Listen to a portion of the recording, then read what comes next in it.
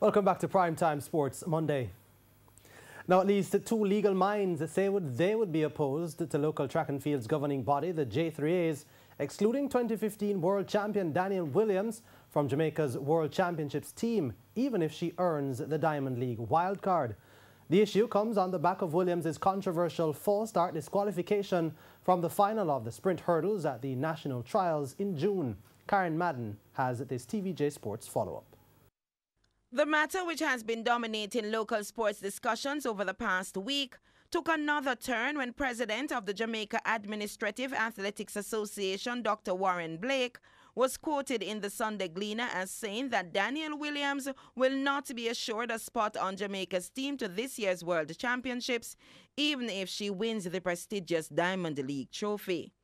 This after the JAA's announced that it would select the top 3 women in the event based on the IAAF World Rankings as at August 16, excluding Williams. The world governing body has already announced that due to the unusually late date for the World Championships, the 2019 Diamond League winners will qualify to compete.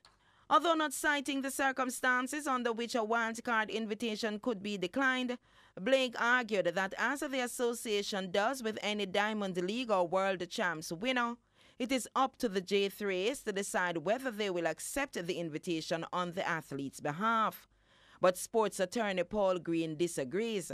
After I looked at the IAAF qualification standards for Doha, it's my read, looking at page 2 and 3, that if an athlete qualifies as a wild card automatically for the IAAF, no member federation, including the AAA, has any say in it. She would automatically be chosen by the IAAF to go to Doha without any input from the Jamaican Federation whatsoever. His legal opinion was shared by sports attorney Dr. Emir Crown. If a member federation has 4 athletes in one event, as a result of this regulation, all 4 will be permitted to compete. So if Jamaica is already sending 3, and if Williams earns the IAAF's wildcard, not Jamaica's wildcard, but the IAAF's wildcard, then the regulation says that all 4 will be permitted to compete. The regulation is very clear, and it is in fact using mandatory language. The IAAF gives wildcard invitations to the World Championships to defending champions from the previous staging, as well as winners of the Diamond League.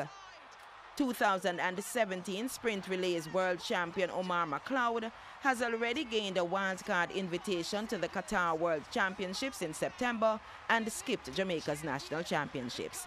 Karen Madden, TVJ Sports.